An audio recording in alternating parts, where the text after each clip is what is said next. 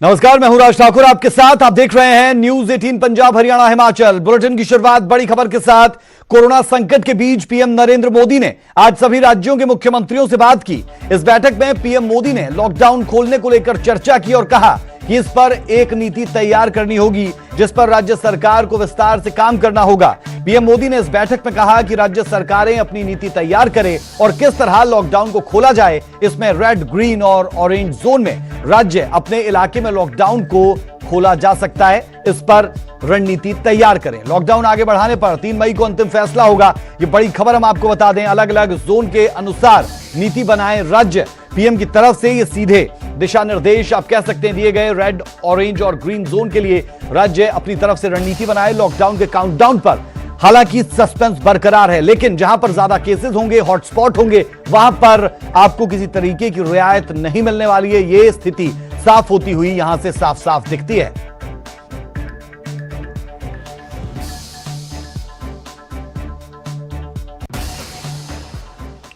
बड़ी खबर, सीएम मनोहर लाल ने पीएम मोदी के सामने रखी अपनी राय। हर स्थिति से निपटने के लिए पूरी तरह से तैयार है। सीएम मनोहर लाल ने इस बाबत प्रधानमंत्री नरेंद्र मोदी को अवगत करवाया। प्रदेश में 155 कंटेनमेंट जोन है जहां सख्ती से लॉकडाउन का पालन करवाया जा रहा है। प्रदेश में करीब 19,000 मरीजों के लिए क्वारंटाइन व्यवस्था की गई है। हरियाणा में हर दिन 3,115 सैंपल टेस्ट किए जा रहे हैं। सीएम मनोहर लाल की तरफ से यह जानकारी पीएम को दी गई। साथ साथ हरियाणा में 1,101 का वेंटिलेटर चालू हालत में है। मनोहर लाल की तरफ से यह बताया गया है। बता दें, सर्जिकल मास्क और पीपीई किट्स को भी कोई कमी यहां पर नहीं है। आशा वर्कर्स, आंगनबाड़ी वर्कर्स समेत कुल 20,792 टीमें गठित है। आर्थिक गतिविधियों को फिर से शुरू करने की कोशिश की गई है। सीएम ने पीएम मोदी के सामने छात्रों की समस्या को भी रखा। परीक्षाओं को लेकर अनिश्चितता को दूर करने की अपील भी इस दौरान उनकी तरफ से की गई। बहरहाल ये यहां पर बहुत इंपॉर्टेंट हो जाता है कि सीएम ने पीएम मोदी के सामने छात्रों की समस्याओं को भी प्रमुखता के साथ रखा और परीक्षाओं को लेकर अनिश्चितता जो बनी हुई है उसे दूर करने की अपील भी की।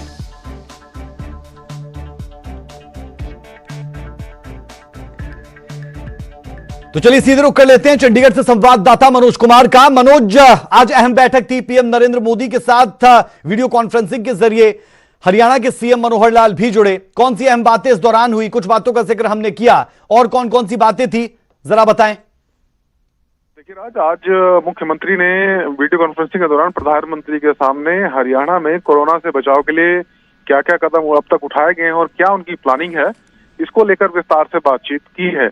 और सबसे अगर बड़ी बात हम कहें तो हरियाणा में जिस तरीके से मुख्यमंत्री पहले भी जिक्र कर चुके हैं कि अर्थव्यवस्था क्योंकि एक तरीके से बंद है और जो रेवेन्यू आना था, सरकार की जो आमदनी थी वो बिल्कुल खत्म हो गई है या हम कहें बहुत ज्यादा कम हो गई है। इसको देखते हुए आर्थिक सहायता की बात हुई है। मुख्यमंत्री मनोहर लाल, डिप्टी सीएम दुष्यंत चौटाला और अनिल विज जो मौजूद थे, सबने एक साथ में कहा कि इंडस्ट्रीज को रिवाइव करने के लिए आर्थिक सहायता की जरूरत है और प्रधानमंत्री मोदी ने भी इस बात को माना है, जैसा कि दुष्यंत चौटाला ने बैठक के बाद बताया। तो 2-4 दिनों में केंद्र सरकार न केवल हरियाणा के लिए बल्कि दूसरे राज्यों के लिए भी कुछ आर्थिक पैकेज की घोषणा कर सकता है ताकि यहाँ पर अर्थव्यवस्था को एक बार दोबारा से पटरी पर लौटाया जा सके। और हरियाणा की बात हम करें लॉकडाउन को लेकर तो मुख्यमंत्री ने साफ कहा कि जो भी केंद्र निर्देश देगा हरियाणा उसके लिए तैयार है, हर स्थिति से निपटने में वो सक्षम है। लॉकडाउन अगर बढ़ाया जाता है तो भी हरियाणा उस केंद्र के साथ है और अगर उसमें कुछ छूट दी जाती है तो वो भी हरियाणा मानेगा। और खासकर जो ग्रीन जोन्स हैं या ऑरेंज जोन्स हैं उनमें इकोनॉमिक एक्टिविटीज को शुरू करने के लिए हरियाणा ने काफी आग्रह भी केंद्र से किया कि इसके लिए गाइडलाइंस जारी की जाए और वो चाहता है कि यहाँ पर आर्थिक गतिविधियां तेज हों। जी चलिए, बेहद शुक्रिया मनोज इस तमाम जानकारी के लिए। तो आर्थिक गतिविधियों पर नजर जरूर है क्योंकि आर्थिकी का मजबूत होना जरूरी किसी भी देश के लिए, प्रदेश के लिए, और उस पर भी काम हो रहा है। इस बाबत भी जानकारी दी गई।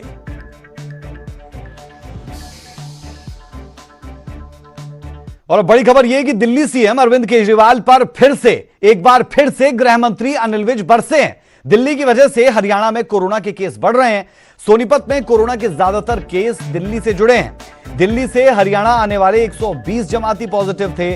अब हरियाणा में दिल्ली की वजह से संक्रमण बढ़ रहा है। तो सीधे तौर पर अनिल विज और अरविंद केजरीवाल आमने सामने रहते हैं, एक दूसरे पर बयानबाजी होती है, लेकिन कोरोना के इस दौर में भी ये जारी रहेगा, ये शायद किसी ने नहीं सोचा होगा, लेकिन ये अब होता हुआ दिखता है। जमातियों को दिल्ली में किया जाना था क्वारंटीन, दिल्ली में काम करने वाले कर्मचारियों को रोकने की व्यवस्था की जाए, इस बात का जिक्र अनिल विज कर रहे हैं और सीधे तौर पर कह रहे हैं कि दिल्ली के कारण हरियाणा में ज्यादा कोरोना पॉजिटिव मामले बढ़े। सील किया जाए। भाई मुझे तो अपना प्रदेश बचाना, मुझे हरियाणा बचाना, इसलिए दिल्ली के अगर कर्मचारी हरियाणा में रहते हैं तो दिल्ली के मुख्यमंत्री उनका वहीं रहने का इंतजाम करें, वहीं उनको रखें, और अगर उनमें कोई संक्रमित हैं तो वहीं उनके इलाज करें। अब वो हमारे प्रदेश में आकर और यहाँ पर अगर संक्रमण फैलाते हैं तो हम इसकी इजाजत बिल्कुल नहीं देंगे। और अब बड़ी खबर, हरियाणा में कोरोना के 6 नए मामले सामने आए हैं। हरियाणा में कोरोना मरीजों का आंकड़ा 302 पर पहुंच चुका है, आंकड़ा 300 को छू चुका है। आज सोनीपत और झज्जर से 2 नए केस सामने आए हैं। सोनीपत में हरियाणा पुलिस का जवान पॉजिटिव आया था और सोनीपत में 38 साल का शख्स भी कोरोना पॉजिटिव निकला। फरीदाबाद और अंबाला से एक कोरोना के नए केस सामने आए। अंबाला में 63 वर्षीय बुजुर्ग महिला को कोरोना हुआ। ये बड़ी खबर आपको दे दें, हरियाणा में कोरोना मरीजों का आंकड़ा 302 पर पहुंच चुका है। आज सोनीपत और झज्जर से 2 मामले सामने आए, जबकि फरीदाबाद और अंबाला से एक मामला सामने आया। कुल टैली जाती है 6 पर और कुल जो टोटल आंकड़ा हरियाणा का है वो है 302, यानी 300 के आंकड़े को हरियाणा में कोरोना पॉजिटिव मरीज छू चुके हैं और 302 ये कुल आंकड़ा।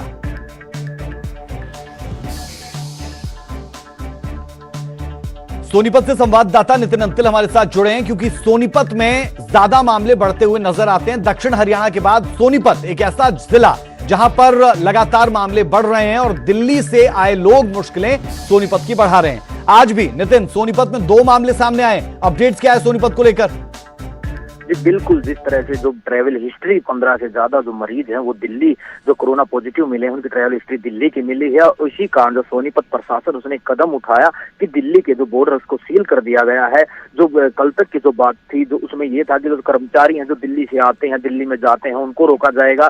सिर्फ जो बीमार हैं या सिर्फ जो जरूरी सामान है उसको ही आने जाने दिया जाएगा। लेकिन उसके बाद आज जो एक आदेश जारी दोबारा हुआ है कि जो फल सब्जी या कोई जरूरती सामान भी जो दिल्ली से आता है उस पर भी पूर्णतः रोक लगा दी गई है। और कहीं ना कहीं जो 22 मामले अब सोनीपत के हो चुके हैं, अभी तक कोई और मामला सामने नहीं आया है। जो सुबह के आंकड़े थे वो 22 पर ये भटका हुआ है, लेकिन शाम को आज 50 मरीजों की और रिपोर्ट आज जो सैंपलिंग ली गई है उनकी रिपोर्ट और आनी है। जो 15 जो पेशेंट पॉजिटिव थे उनके संक्रमण में ये रहे थे। और उसके बाद जो जिला प्रशासन है वो सख्ती दिखाए हुए है। वहीं जो सीएमओ या स्वास्थ्य विभाग है उनको भी सख्त आदेश दे दिए गए हैं कि अपना जो जहां पर वो ड्यूटी करते हैं अपना स्थान न छोड़ें। जी बहुत शुक्रिया इस तमाम जानकारी के लिए। तो सोनीपत की क्या तस्वीर बता रहे थे संवाददाता नितिन अंतिल। हरियाणा में कोरोना मरीजों का आंकड़ा 302 पर पहुंच चुका है।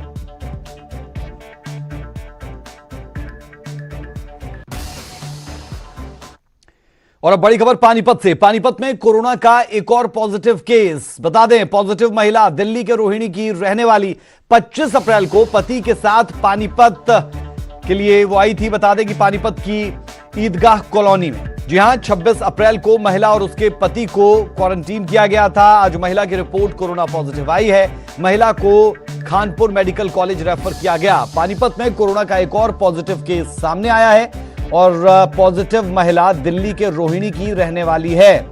पॉजिटिव महिला दिल्ली के रोहिणी की रहने वाली 25 अप्रैल को पति के साथ वो पानीपत की ईदगाह कॉलोनी में आई थी और 26 अप्रैल को महिला और उसके पति को दोनों को क्वारंटीन किया गया था। बहरहाल महिला को खानपुर मेडिकल कॉलेज रेफर किया गया है और मेडिकल कॉलेज रेफर करने के बाद वहां पर उन्हें आइसोलेट किया गया। पानीपत में कोरोना का एक और ये मामला सामने आ चुका है।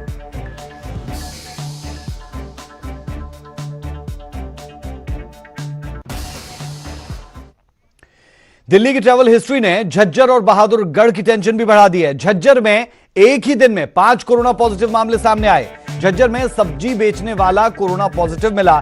आजादपुर सब्जी मंडी से सब्जियां लेकर झज्जर मंडी में बेचता था यह शख्स। दिल्ली स्वास्थ्य विभाग के स्वास्थ्यकर्मी की रिपोर्ट भी पॉजिटिव।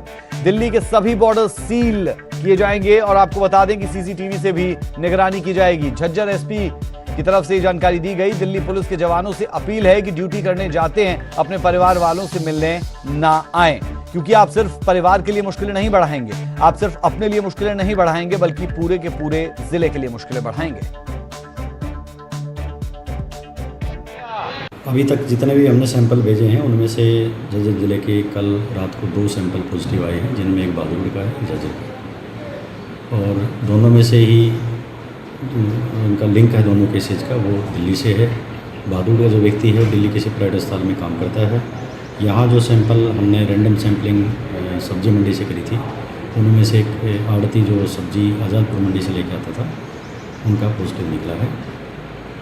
इसके बाद दोनों जगह को, विवेकानंद नगर को और जहाँ के जज्जर के रहने वाला लालखानी मोहल्ला है, इनको कंटेनमेंट की प्लान तैयार हो चुकी है। अभी उपायुक्त महोदय से इनके आदेश करवा देंगे। विभाग का कोई कर्मचारी बताया गया है जो दिल्ली में कार्यरत था, और उनके सैंपल ले लिए गए थे, और पॉजिटिव आने के बाद उनके परिवार के सदस्यों के और उनके सभी कॉन्टैक्ट के सैंपल लिए जा रहे हैं, और वहाँ सैनिटाइज करा के और अब इसको कंटेनमेंट एरिया घोषित कर।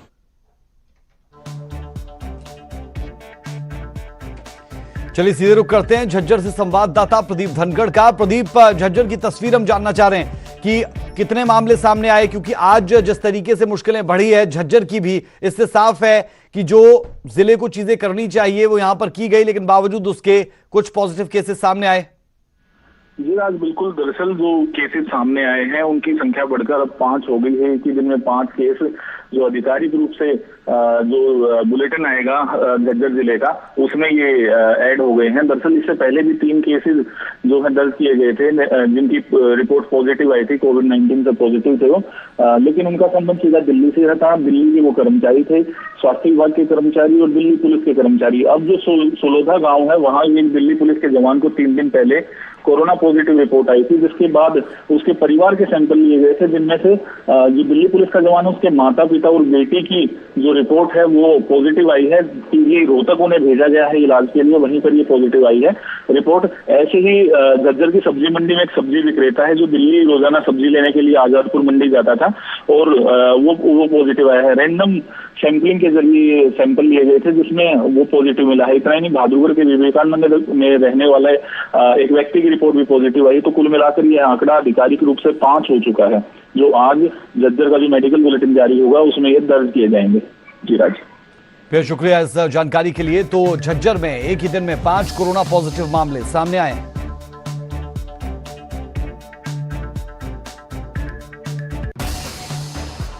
हरियाणा में जो जिले रेड जोन में है वहां लॉकडाउन जारी रहेगा। पीएम से वीडियो कॉन्फ्रेंसिंग के दौरान बात भी हुई है, और कॉन्फ्रेंसिंग बैठक पर दुष्यंत चौटाला की तरफ से कहा गया हरियाणा में करीब 73 लाख कर्मचारी काम पर वापस लौटे हैं। ईंट भट्टों पर भी 2,13,000 कर्मचारी काम पर लौट चुके हैं। जल्द ही परिवहन व्यवस्था भी शुरू किए जाने की संभावना है।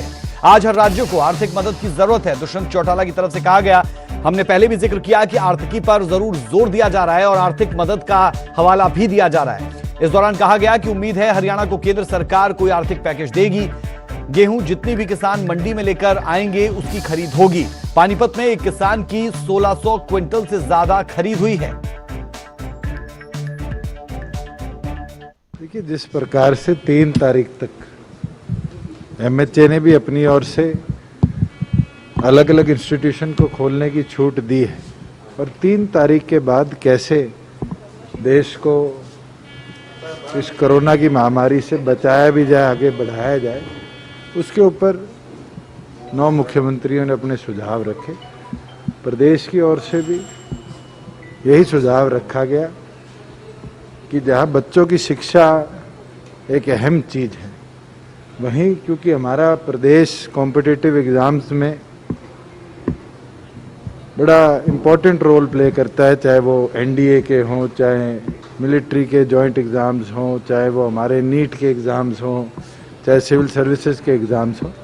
केंद्र उसके ऊपर भी अपनी रणनीति बनाए। साथ में जैसे यूपीएससी ने एग्जामिनेशन ईयर को सितंबर से शुरू करने की बात करी। पंजाब में कोरोना से एक और मौत। राजपुरा की महिला की कोरोना से मौत हुई है। महिला का अंतिम संस्कार किया गया। पंजाब में अब तक 19 लोगों की मौत हो चुकी है। कोरोना से पटियाला जिले में पहली मौत हुई। बता दें, पटियाला जिले में कोरोना के 61 मामले हैं और ये पहली मौत पटियाला में। हम लगातार देख चुके हैं कि पटियाला में बल्क में केसेस आ रहे हैं, यानी जब भी पटियाला में मामले सामने आते हैं तो कभी 6, कभी 16, कभी 18, इसी तरीके से पटियाला में मामले सामने आए हैं। और राजपुरा, जहां पर अब तक 42 के करीब मामले सामने आ चुके हैं, वहां पर पटियाला में पहली मौत हुई है कोरोना के कारण और राजपुरा में यह मौत हुई। पंजाब में कोरोना से होने वाली ये 19वीं मौत।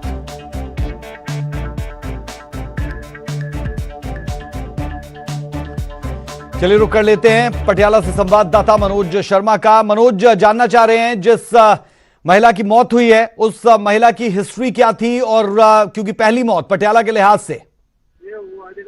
जी बिल्कुल राज, जो ये महिला की मौत हुई है ये पटियाला का पहली मौत है, पटियाला जिले की। ये राजपुरा की रहने वाली थी और राजपुरा में जितने भी कोरोना के पेशेंट पॉजिटिव आए हैं उनमें शुरुआत हम लोग कह सकते कि इन्हीं से हुई थी। ये 63 वर्षीय कमलेश रानी है और इनको डॉक्टरों के मुताबिक शुगर और ब्लड प्रेशर की भी प्रॉब्लम थी। तो इनको जब यहाँ दाखिल करवाया गया तो इससे पहले इनका राजपुरा के एक निजी हॉस्पिटल में 10-15 दिन तक इलाज चला अलग जगह पे, और इसके बाद जब ये ठीक नहीं हुए तो इनको पटियाला के राजेंद्र हॉस्पिटल में लाया गया जहाँ कोरोना की पुष्टि हुई। अभी इनके दोनों बेटे और कुछ और रिश्तेदार के साथ साथ जहाँ जहाँ इनका संपर्क हुआ वो सभी लोग कोरोना पॉजिटिव आ गए हैं। तो कुल मिलाकर आज ये पहली मौत हो गई है और इनके जो बाकी के सभी परिजन हैं वो आइसोलेशन वार्ड में दाखिल हैं पटियाला के राजेंद्र हॉस्पिटल में। तो इसलिए अब लोगों को ये देखना होगा कि जो पहली मौत हुई है इसको यहीं रोका जाए। जो दूसरे लोग हैं कर्फ्यू का, लॉकडाउन का उल्लंघन कर रहे हैं, उनको देखना होगा कि सोशल डिस्टेंसिंग का पालन करें। और ये बात देखी कि जो भी सरकार सख्ती कर रही है प्रशासन, तो उसके नियमों के अनुसार चले और वो हमारे लिए ही कर रहे हैं। अगर हम लोग बाहर निकलेंगे जी। तो कोरोना ऐसी बीमारी है जिसका कोई इलाज नहीं है। जी चलिए, बेहद शुक्रिया इस तमाम जानकारी के लिए। तो पटियाला में होने वाली ये पहली मौत, 61 मामले कुल वहां पर आ चुके हैं, 42 मामले राजपुरा से हैं और एक मौत जो हुई है वो भी राजपुरा से।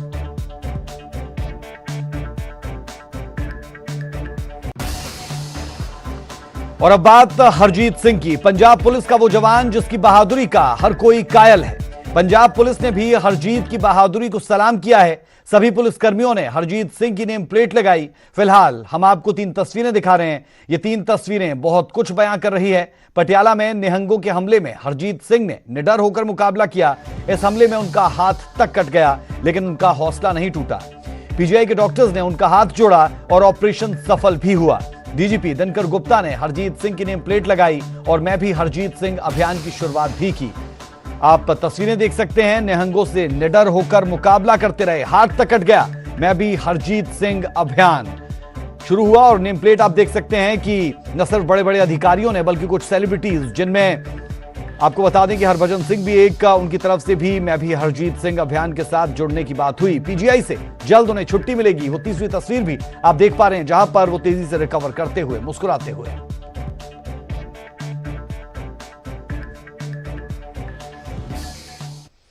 और चलिए अब आपको दिखाते हैं 7 तस्वीरें। जालंधर, मोगा, पटियाला, भटिंडा, फरीदकोट और फिरोजपुर की 7 तस्वीरें जहां पुलिस विभाग का हर कर्मचारी हरजीत सिंह का हौसला बढ़ा रहा है, उनकी बहादुरी को सलाम कर रहा है। पंजाब पुलिस में भी हरजीत सिंह अभियान चलाए और डीजीपी दिनकर गुप्ता की अपील पर तमाम पुलिसकर्मियों ने भी अपनी नेम प्लेट हरजीत सिंह की लगाई है।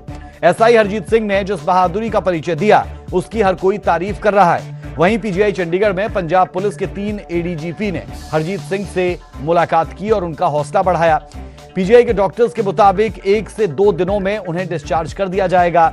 एसआई हरजीत सिंह की बहादुरी को पंजाब पुलिस का सलाम। सभी पुलिसकर्मियों ने हरजीत सिंह के नाम की नेम प्लेट भी लगाई। एक दिन के लिए डीजीपी ने भी नेम प्लेट बदली। मैं भी हरजीत सिंह नाम से ये कैंपेन चलाया जा रहा है। हरजीत सिंह पर पूरे देश को गर्व है, डीजीपी की तरफ से कहा गया। ऐसे हमलों के खिलाफ पूरा देश एक साथ है। इन तमाम बातों का जिक्र भी इस दौरान हुआ है। ये आप 7 तस्वीरें देख लें। पीजीआई से जल्द छुट्टी मिलेगी और पहली तस्वीर आप देख पा रहे हैं जहां पर उन्हें जल्द छुट्टी मिलेगी। उनका हाथ भी आप देख पा रहे हैं। ये एक्सक्लूसिव तस्वीरें न्यूज़ 18 पर आप देख रहे हैं। आप बाकी 6 तस्वीरें देखिए। पहली जालंधर, फिर मोगा, पटियाला, भटिंडा, फरीदकोट, फिरोजपुर, जहां पर मैं भी हरजीत कैंपेन के साथ तमाम जो पुलिसकर्मी हैं वो जुड़ते हुए नजर आए हैं।